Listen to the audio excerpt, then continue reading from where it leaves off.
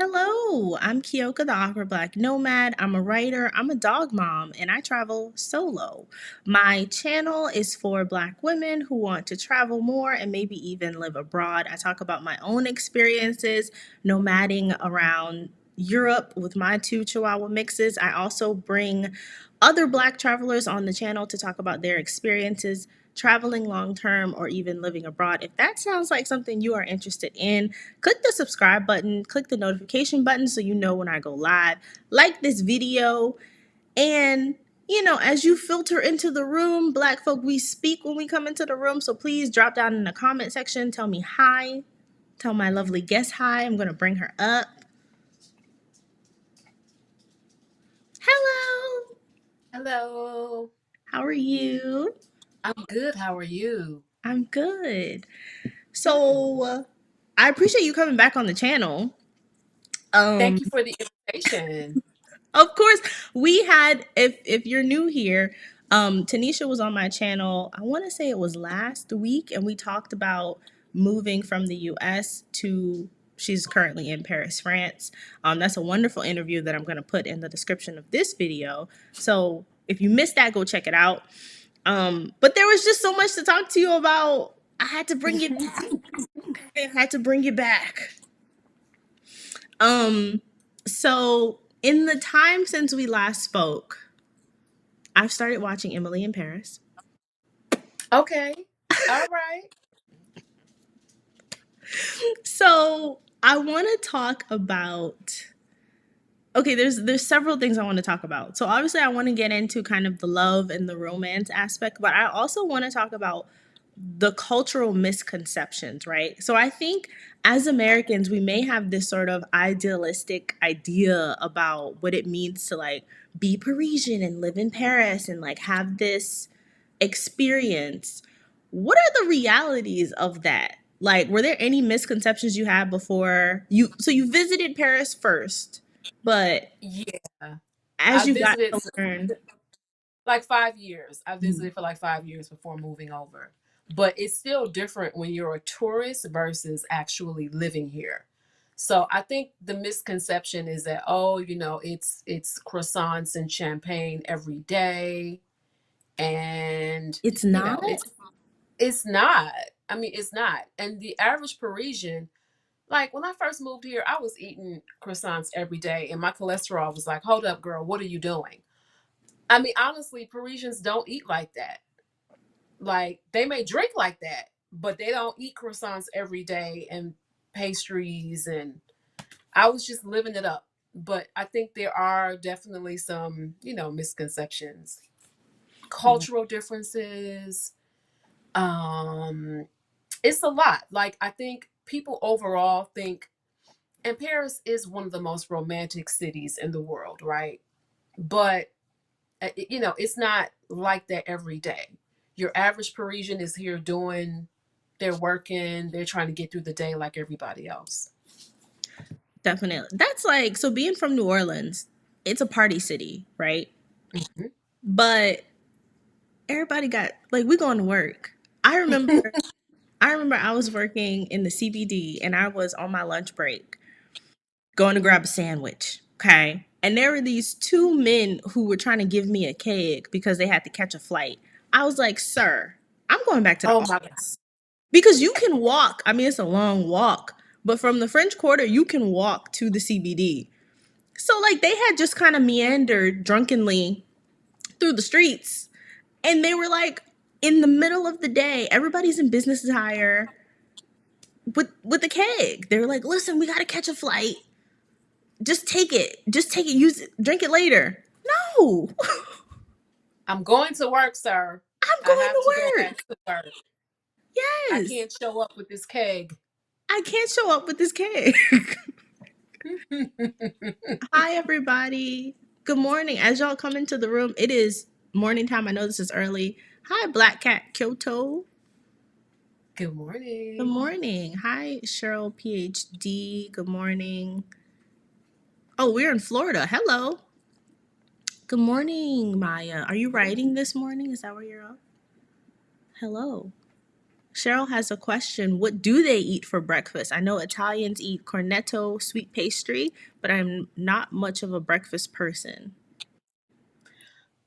I would say something like not as heavy as an American breakfast. So typically, like a baguette, um, maybe some butter on it, maybe some jam or jelly, definitely coffee or tea, and then sometimes like an egg, a little bit of protein, but not the traditional, let's say your southern breakfast. That's not happening. Like your grits, your bacon, sausage, eggs, Put some meat on the other bone. stuff.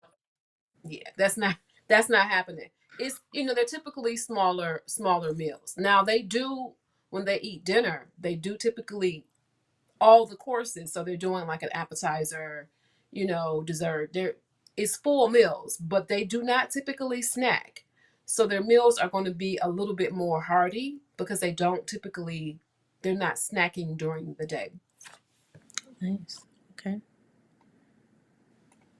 Hello from Guatemala.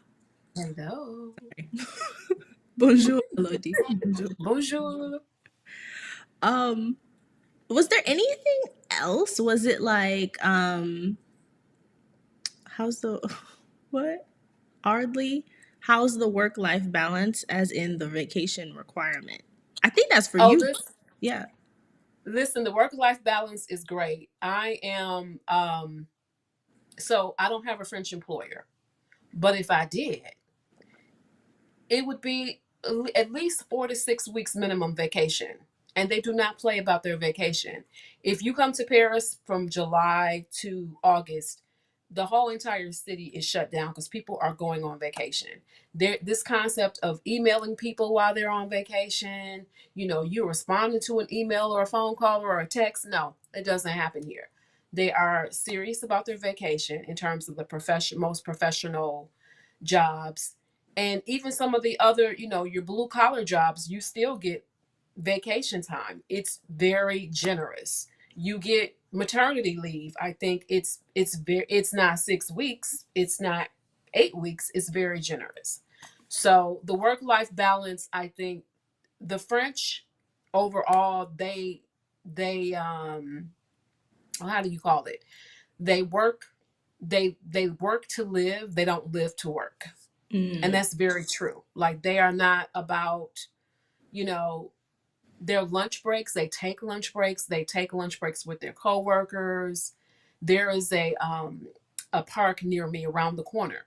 And if I go there on a warm day, you see people with blankets out eating their lunch with their coworkers. It is frowned upon to eat your lunch at your desk. So culturally it's very different. that's crazy. I couldn't imagine wanting to eat lunch with my coworkers. Yeah, it's Even very different. even having like a proper maternity leave, like Yeah.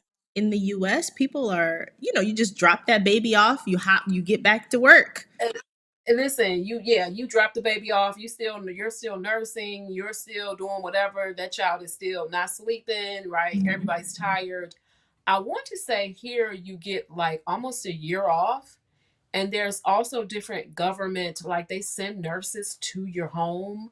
They they really do kind of take care of you as a mother. So it's entirely different. That's phenomenal. Um, do you feel like since you've had this exposure that you could go back to the American work environment? Or I mean, how has it influenced your perception? so it's weird because for the longest time I had, a US employer, right? I had a US employer.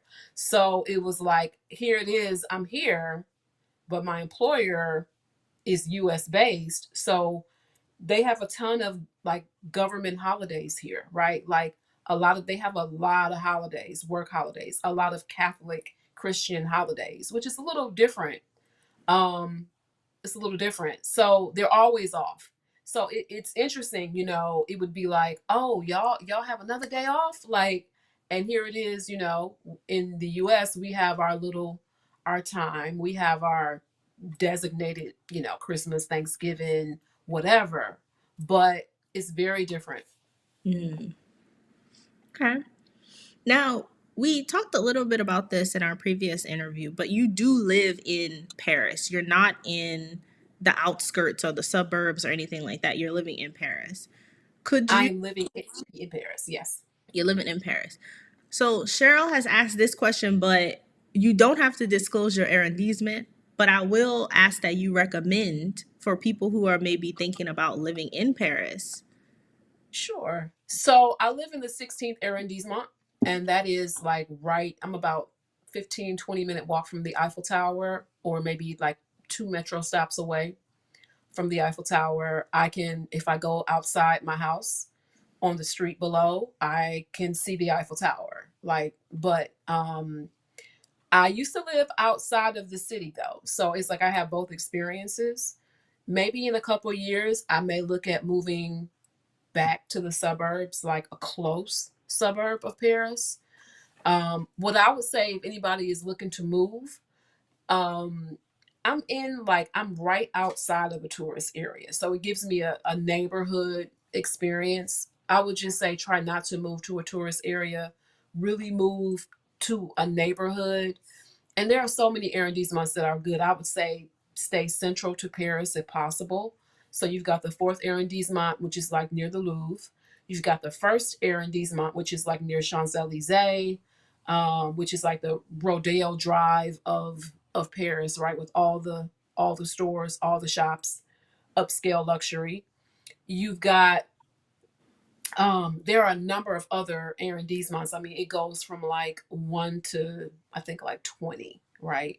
So I would just say if you can be in central Paris as close as you can possibly, and just be in a real Parisian neighborhood.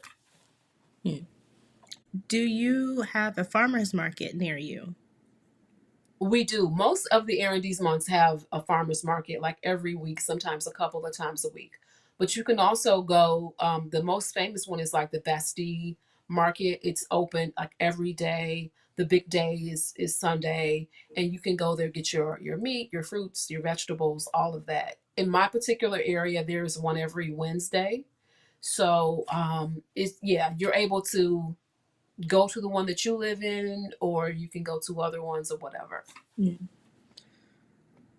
Okay. So you mentioned like previously you were working for an American employer, but obviously you're in Paris, you have a visa. I'm not sure the kind of visa, which if you would mind sharing, because I don't know if it allows you to work while you're there. So I have a visitor visa. Technically, they do not care as long as your employer is not a French employer. That is the advice that my attorney has told me for years now. So as long as your employer is not a French employer and has no presence here in France, it is. But technically, it is a non-work visa. I am in the process of changing my visa. So I want to change my visa so that I can have French clients. And to do that, I'm going to need to get like a micro entrepreneur type of a visa. Awesome. Um, so you mentioned immigration attorney. How did you go about finding an immigration attorney? I just Googled it. Like I Googled it and found this person. I really like this person a lot because, we did a free, like, I don't think he offers it now, but he had a free intro call and I felt really comfortable with him. And I also liked that he was a little bit cheaper than some of the other folks I saw. And he had like half up front and half upon completion. So I really like the fact that, if you did not get your visa, you didn't pay the other half, which means that he's only going to take people that he's probably pretty sure that he can comfortably get their visas. There are a lot of people who charge for things here. Some of them are not always attorneys. So it's like you have to be really careful and do your research. And for me, it's the best money I ever spent because I got everything in record time. This time around, I'm kind of waiting for my visa to come through. But for the most part, every year it's been super fast, well beyond the time frame that he would give me. And I would have that, that okay. I think the first time it took me like 11 days to get my visa from the US because you have to go back to the US to apply. Okay. So you found him while you were in Paris. and then went back to the US, or did you find him from? Well, he has an office about 3 hours away. He's not based in Paris, but I found him just online. I was in the US and I found him online. Oh, okay. Yeah. So this is different than, because I remember previously you said when finding a place to stay, you should be on ground in Paris. But like as far as finding an attorney, you can do this kind of research online. You just have to check the credibility. Yeah, check the credibility. It was important to me that I could understand this person and they can understand me, right? That they need to speak English, and I need to be able to speak English to them and they understand it. There are some attorneys who work like, with US clients and they have offices in New York and maybe in Paris. So it just depends on what you want. Okay, that makes sense. Is there something that maybe frustrates you about living in Paris? I think culturally it's very different. Culturally it's different. It's one of those things you have to adjust because they, especially in French culture, they are going to French culture. They don't care if you don't like it. But I think it's about realizing that I'm American, right? I'm always going to be a Black American, and it's realizing that I'm coming into a different culture, so I can't expect America out of France, right? Mm, It's going to be a level of frustration. So it's realizing they do things differently, they do things slower. It is, I think Americans have a natural optimism, a can do, individualistic attitude sometimes. The French, in my opinion, tend to be a bit negative. They tend to tell you no first before they will tell you no before they will tell you yes. And I think it's the opposite in the US. That's just my personal experience. Other people may view things differently. But I think the best way to stay sane is realizing that you are not, like, I'm not at home. I'm not in the US. So it's like checking my expectations, knowing there is a lot of bureaucracy here that is common and things do not move quickly. mm. So what I'm hearing is, and maybe this is my American optimism, that when they say no, it means maybe, but It not. means maybe. It means maybe. It means come back tomorrow and ask again, or come back the next week and ask somebody else. So I was trying to open a bank account right when I first got here. So I go in with my passport, my visa, my stuff, and I go to the counter and I ask the guy, and he's like, "Are you American?" And I'm like, "Yeah." And he's like, "No." And I'm like, "Huh?" He's like, "No." And a lot of times they don't want to deal with the paperwork that comes with being an American because we've got to fill out special paperwork, in terms of the bank does, so that all of our funding is our bank accounts, that it's tracked, right? They don't want to have to deal with that.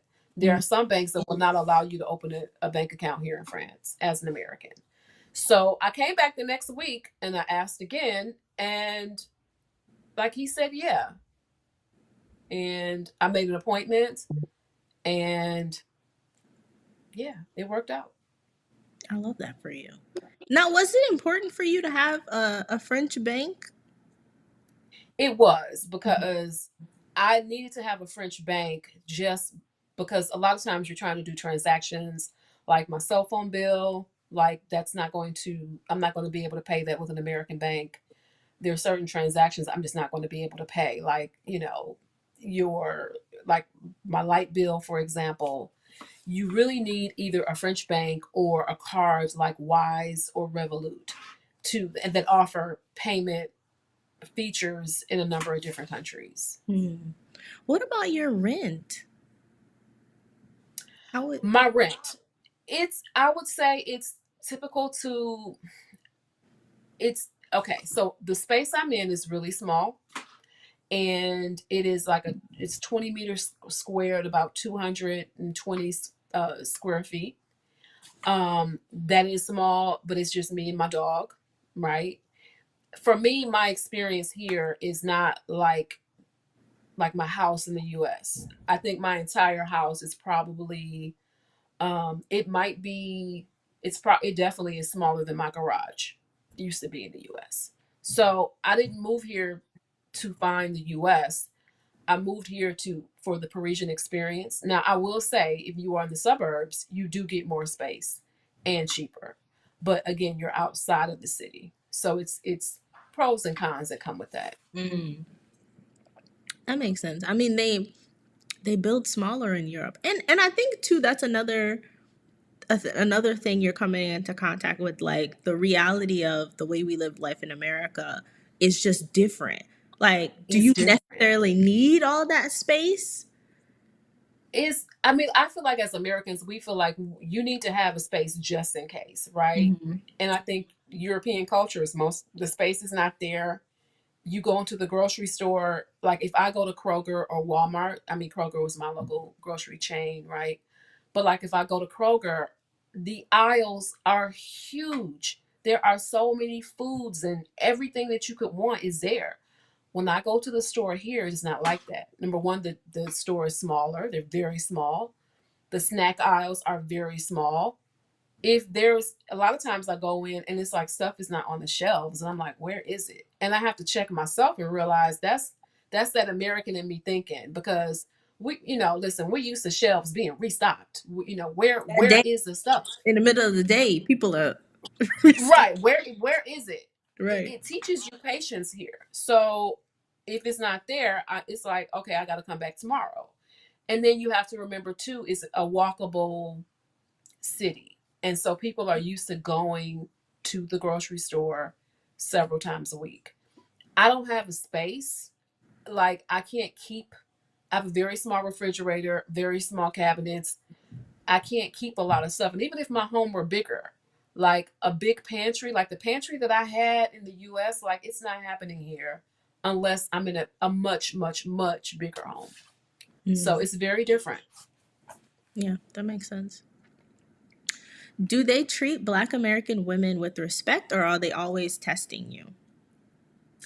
I think for the most part, being a Black American woman gives you a certain level of privilege. And it's weird because I don't have the same privilege in the US. Um, the French, they are in a lot of ways fascinated with Black American women and just also English, American culture in a lot of ways. It's a big, they talk about us a lot. We don't talk about them. So, but this is True. where, Josephine Baker came, right? And experienced a level of freedom in the Jim Crow South. This is where, you had all these famous entertainers, singers, poets, musicians all came to Paris. So for me, a lot of times you do get treated a little bit different, especially when they realize you're an American. Mm. But there are still people do still test you. Okay, you still will get tested. I've been tested a few times, and I make sure I stand up for myself. Like you aren't going to run over me, and for the most part, you know exactly what I'm saying. And if you don't, you're going to figure it out. How does that impact dating? Do you find that I don't want to say, well, I'm just gonna ask the question. Okay, okay. Do you have you come into contact with fetishization?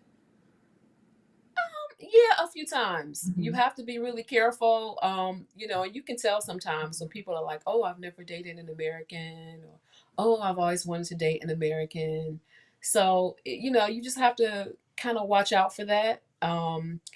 Black women are treated very differently here. And what I would say is that I would highly encourage Black women to date internationally, if at all possible.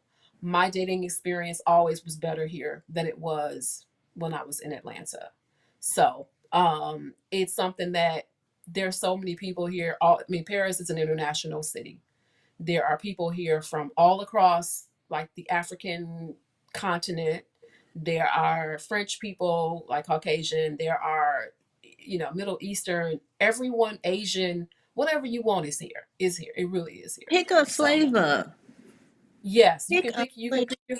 You can pick your flavor. I mean, if you like tall men, they're everywhere here. Listen, the Senegalese, okay. We love a cynic. Uh, love a Senegalese, right?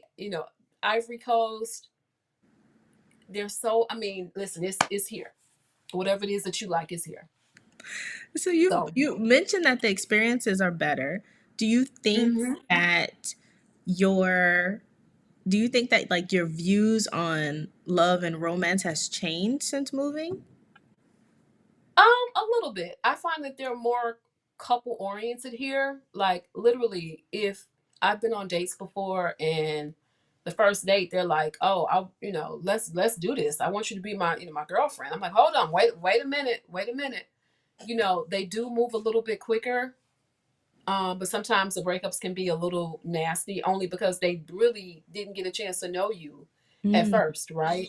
So they will move quickly if you don't say something. There's a lot of y'all in the room. I was concerned because this is kind of early on our end, but buenos dias, everybody. Hello.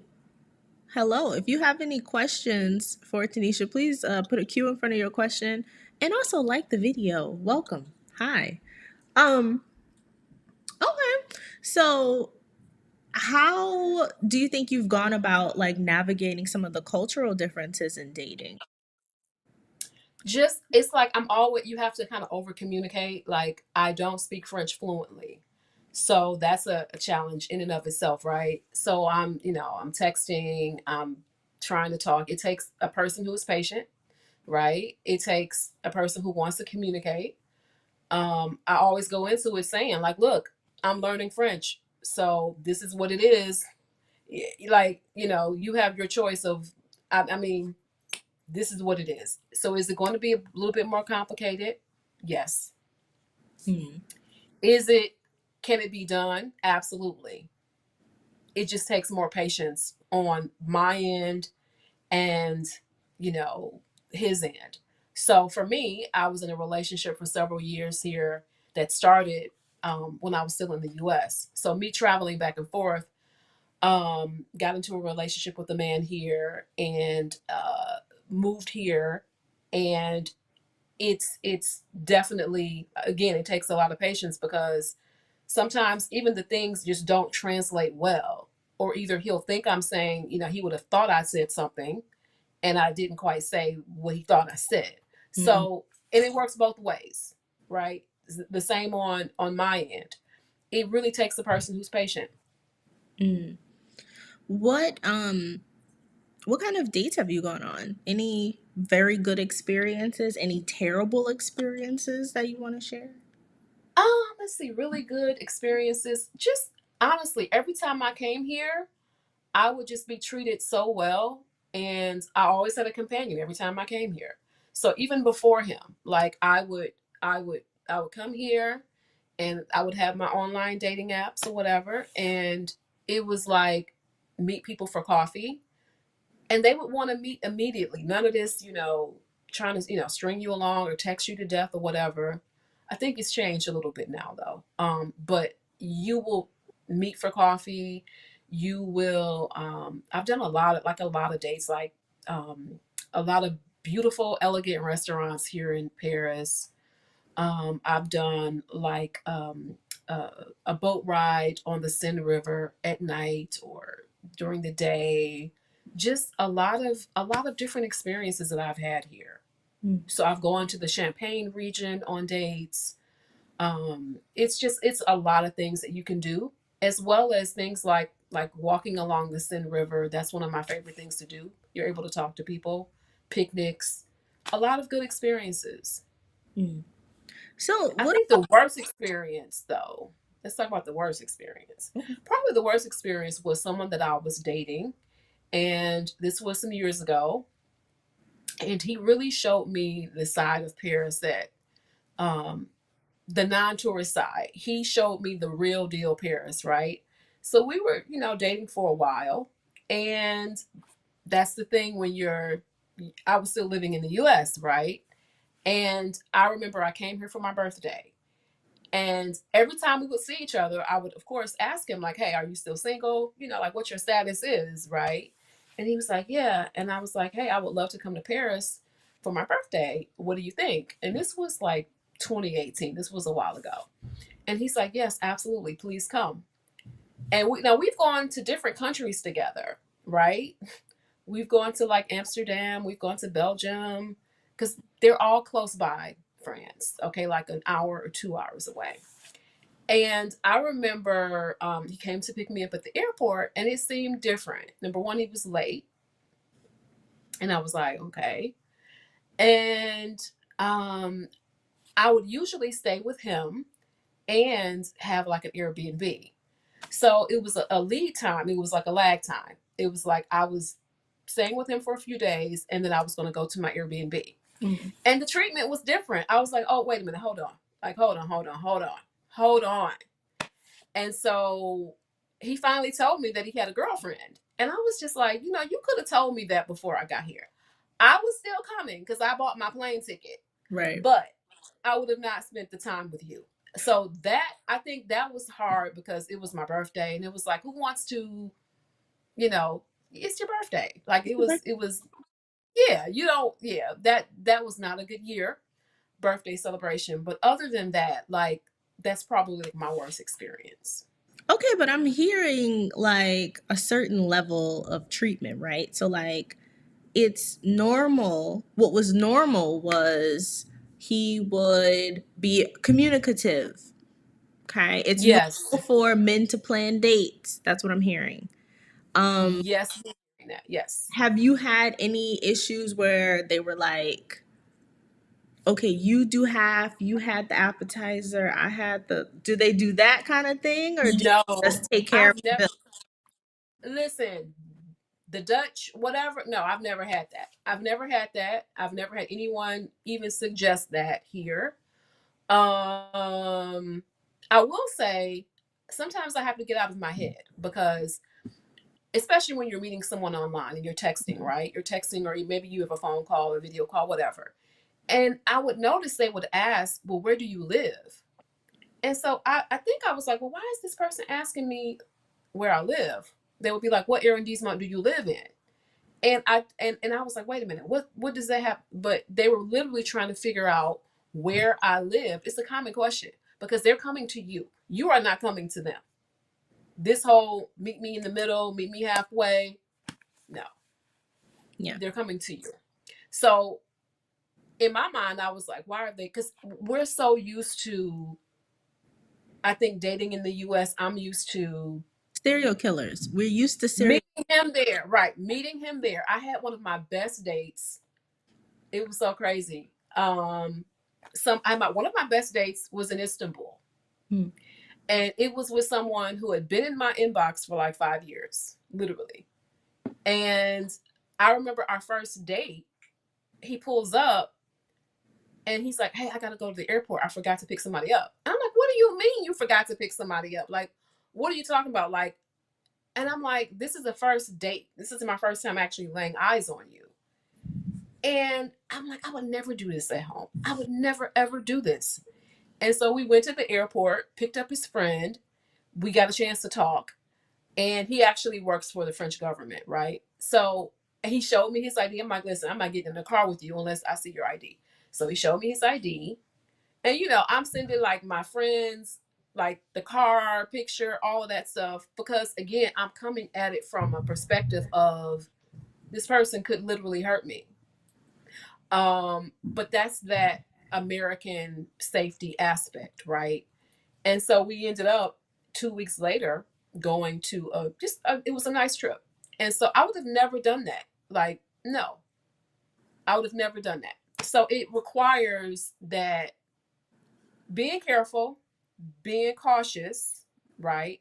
But realizing certain habits I have are because of dating in America. Because we don't live in a safe place. We don't.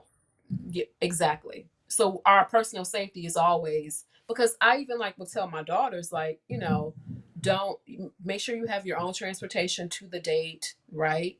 Like, you want to make sure that, like, not telling people where you live, like knowing where you live, like your exact location. It's fine if they know a general area, but if you are on a first date or whatever, until you properly vet this person, don't let them know where you lay your head. Like, don't let them know where you live. Mm. So it's so totally, it's different. Mm. Would you have any tips for women who want to date abroad? Like anything that you've I would experienced that you could pull from?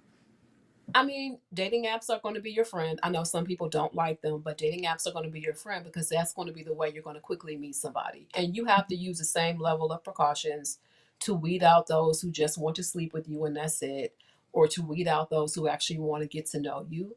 So if you are going to a city, turn those dating apps on. If you're going for some day trips, like if you're coming to France, for example, hop on over to London. Okay, that's a different dating experience. Hop on over to Amsterdam, go to Belgium, go to Germany. These are all within a few hours of France. Mm, Okay. So if you're coming here, set your, use your dating apps, set them in different locations, pop up into the city and see what happens. yes, go out into the streets. The Go streets out are into the street. welcoming. Yes, Right. Walk around, be found. They're gonna right. find you. This is your time to be loose, all right? Have they're you? going to find they're going to find you. But They, if you want a little help, again, the apps are a quicker way to do some of that. hmm. Do you feel like you get approached more in the wild in Europe, like when you're out and about? Yeah, sometimes. I mean, in Mm, Atlanta, it's like I wasn't approached a lot. So there is a level of being approached, but I think you still have to have the same concerns. mm, When people sometimes approach you like in the wild, so to speak, they're you got to be careful sometimes, right?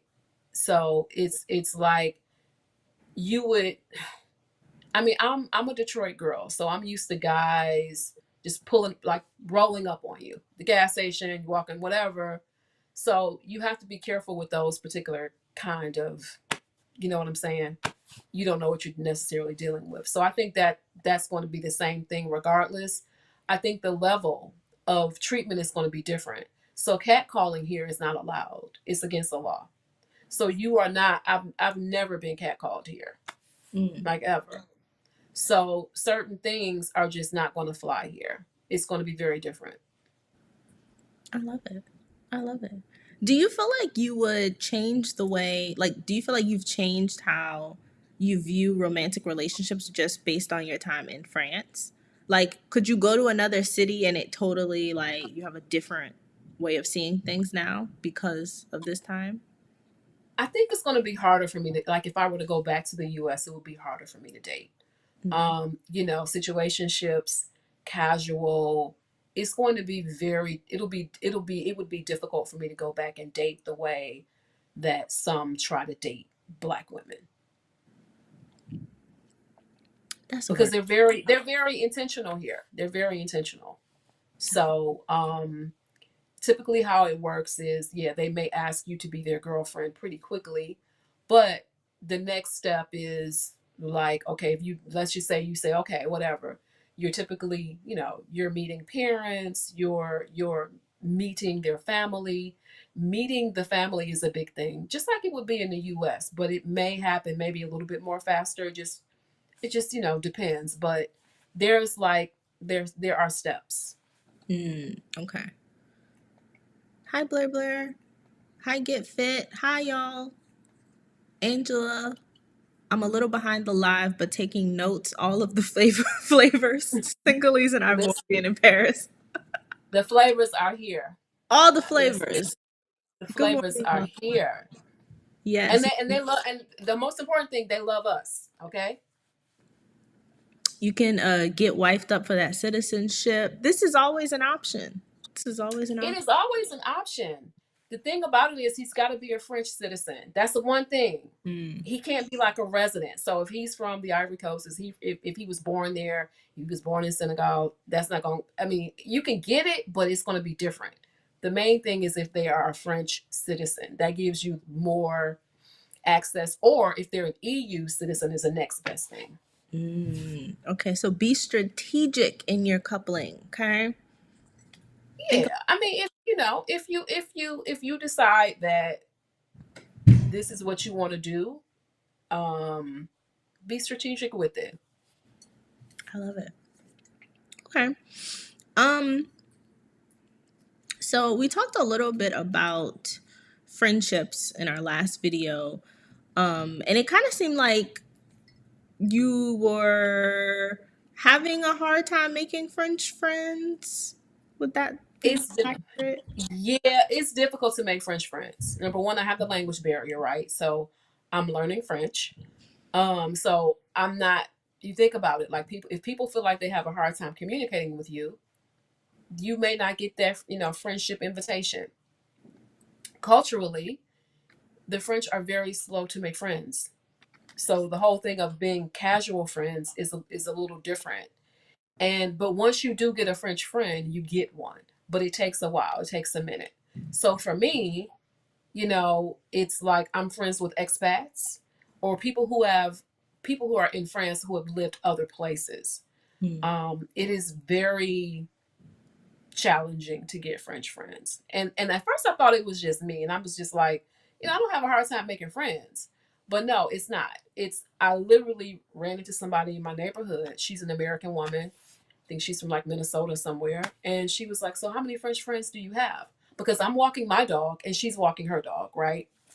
And so she was like, "Let's meet up at the dog park." And we were talking a little bit. And she was like, "How many friends do you have?" I was like French friends? And she's like, I was like, one? Like one? And she's like, "Yeah, I think I have two and I've been here 12 years."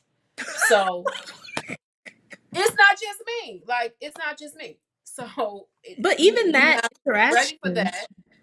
Yeah. even that If you're coming. interaction, you guys are both walking your dogs. Oh, let's meet up at a dog park. That is very American. Like, Very. that's how Because we they make don't. friends. Very, very American. Very. It does not happen here. Hmm. It does not happen. So prime example, my French friend, she and I'm actually going to meet with her. Try to meet with her after we get off of this live stream. So she is probably in her 70s. She's a fashion designer, former stylist, fashion designer, model. We connected on fashion, right? And she's lived in my neighborhood for like 40 years. I go in my neighborhood, I'm just known as the American.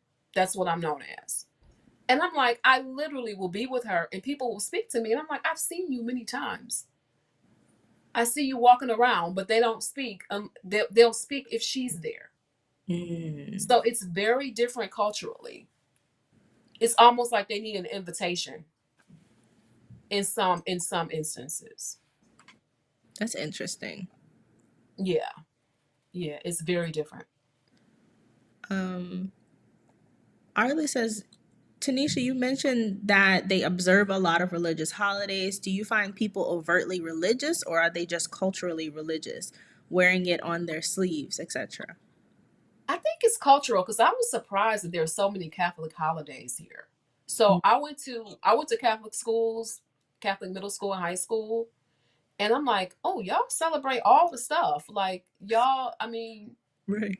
I'm like, wow. So no, but they're actual government holidays and businesses are closed.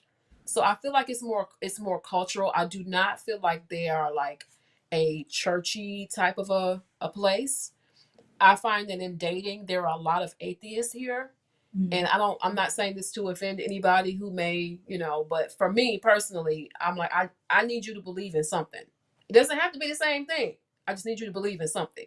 You can be Buddhist, you can be whatever, but I notice there are a lot of men here that are atheists. So I don't know. For me, that's a turnoff for me personally. Okay. Are there any are there any values that you have noticed are present? I think friends and family. I think they spend time with their friends and their family. They, going to a cafe for a few hours, work life. I think we say work life balance in the US, but we don't really mean it. I think they really do mean it here. Mm. So socializing is important. Meeting with your friends is important.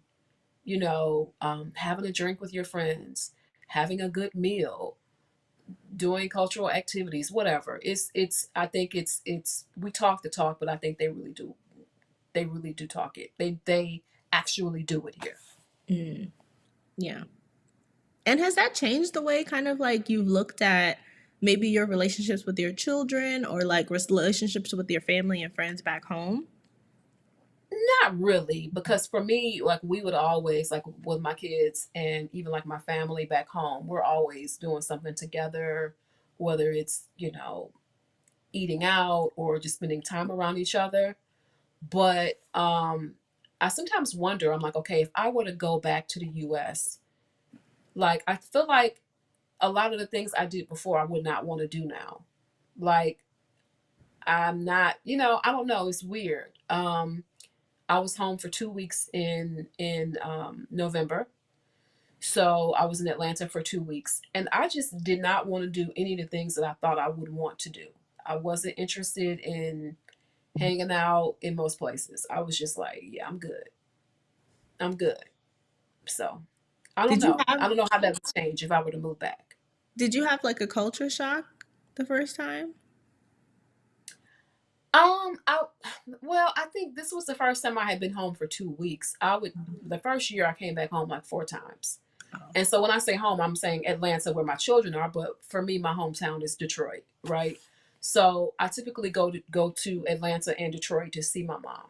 So I think the culture shock is just is very different. And I will be honest with you, like I feel the difference when I'm in the airport and getting ready to leave because it's like the BS starts. Yeah. No, Like it just immediately. does. It's Immediately at crazy. the airport, Immediately. and it irritates me. It's annoying. Mhm. So it's like I'm like, okay, here we go. Let me get ready. Let me get ready. Yeah. So yeah, certain things I think I have less patience for. Yeah, and it doesn't matter if you have they don't care about, global entry, clear. They don't care about still black. Yeah, I mean, literally, I'm at the Air France counter, and the agent is asking me, "So, what do you do?" And I'm just looking at her like, and I have to be careful because it doesn't matter what I do. It matters that I have a valid ticket. Like, why are you? It's almost like, why are you asking me what I do? I'm not here to make small talk. I'm here to get on that plane.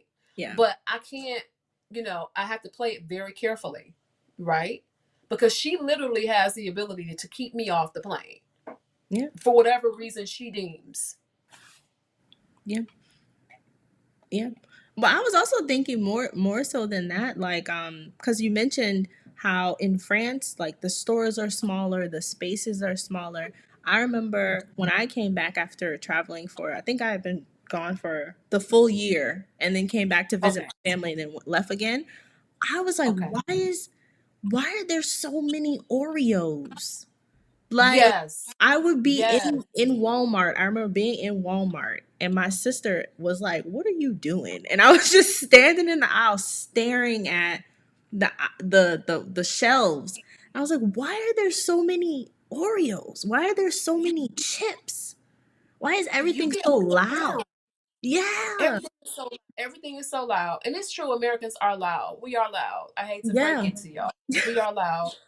And we're used to many choices. And like you said, you go to Oreos, you're like, well, do I want double stuffed? Do I want triple stuffed? Yeah. Do I want strawberry? Do what I mean, all the stuff. And those selections are not available here. Mhm. Like you're lucky. Literally last week, I went to 3 stores before I found eggs. And why I don't know, but they were not on the shelf. I could not find How one much were egg. they? Okay, they were I usually get the 99-cent ones. You can get like a dozen for $2. I don't even want to talk about But it. they didn't have those. They didn't have those. So I had to I bought a dozen for $2.38. Crazy. So but literally the like I said, last week I could not find any eggs. And I'm just like, what is going on here? It's their delivery system or whatever. You just don't, it's different. So you learn to make do with what you have, with what's available. They have vegetables that are seasonal. You like I mean, I can't go buy a watermelon now. I probably could if I really search hard for it. But if I go to my local store, the watermelons are not in season. So you're not going to have a watermelon. So You learn to make do with what you have, with what's available, what's seasonal, what's fresh. The food is so much better. Mm, yeah. Hey, Mara. Spent $15 for eggs last week. I was pissed. How? Whoa! How for a wait a dozen? For a dozen. I paid $8.99 yesterday. And this is the reason why I'm like, I can't come back. I can't come back. Yeah.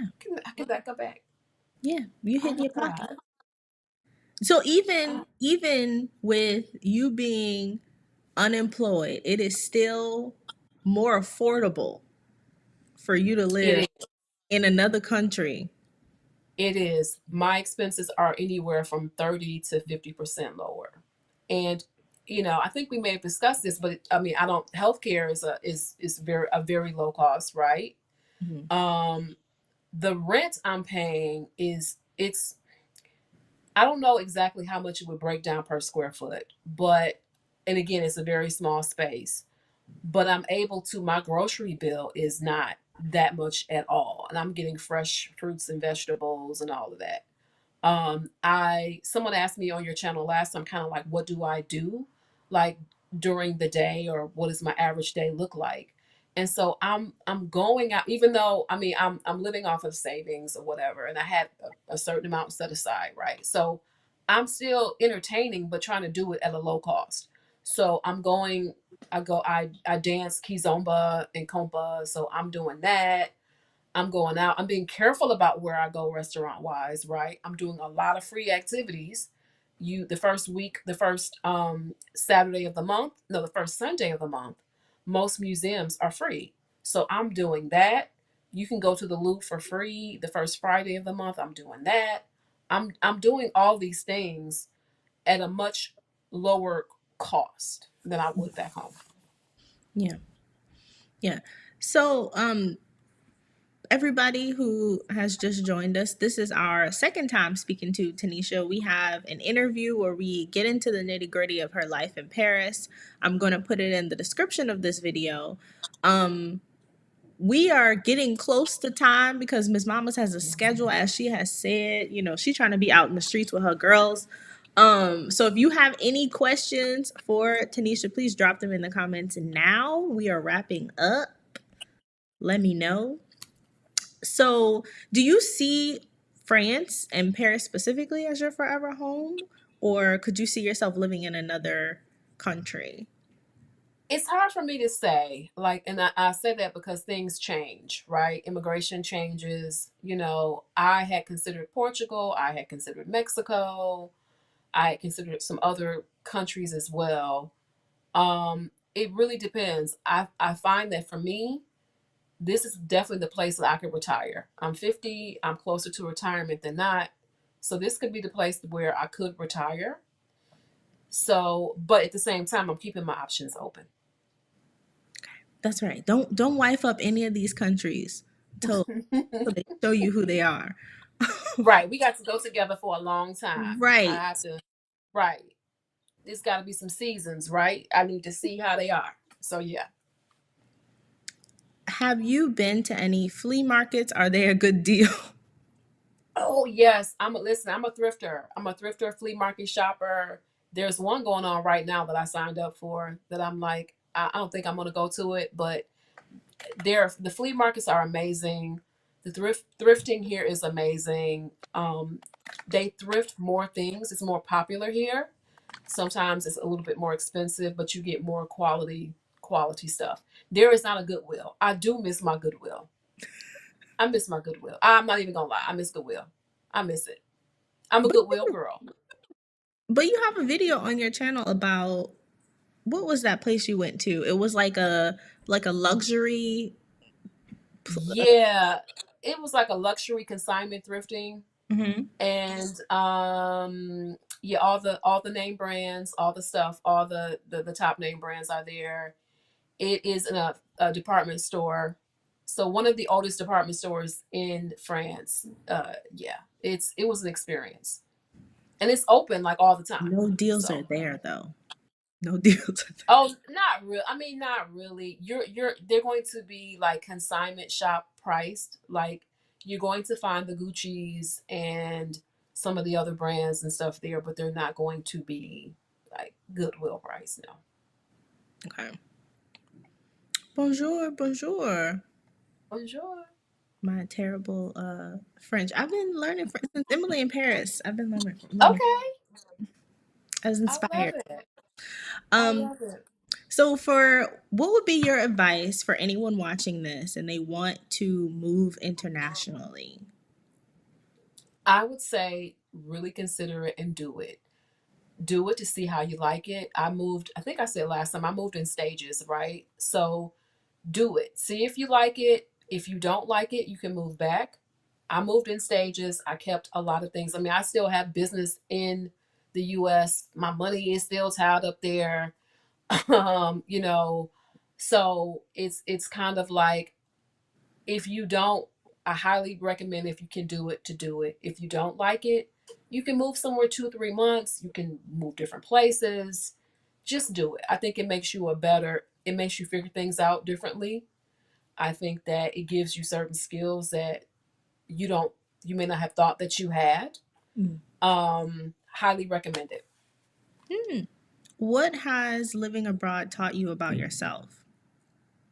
It's taught me that I'm way more resilient than I thought I ever was. And I thought I was resilient just with growing up in Detroit, growing up, you know, I thought, I faced a lot of challenges. I mean, I'm from the hood, okay? So I thought I faced challenges, but I think internationally is different. Living somewhere abroad is it's a different type of challenge. So it's taught me that I can move to a different place where I don't know. I'm not gonna say I didn't know anybody, but I can move and I can be okay. Okay. I love that. All right, y'all. Tanisha got to go out in the French streets. She got to go catch her Listen, Parisian man. So we have to wrap it up. Y'all have a beautiful Sunday. Like the video if you have not liked the video. Subscribe to the channel if you are not subscribed. Click the notification bell because I don't know when I'm gonna go live. Okay, it's a surprise to me. So click the bell so you notify whenever I go live. And I'll see y'all later. Bye. bye. Thank you so much for being on my show, being on my channel. Thank Thank you. you. Thank you for having me. Thank you so much. Of course, anytime. Thank you. Bye.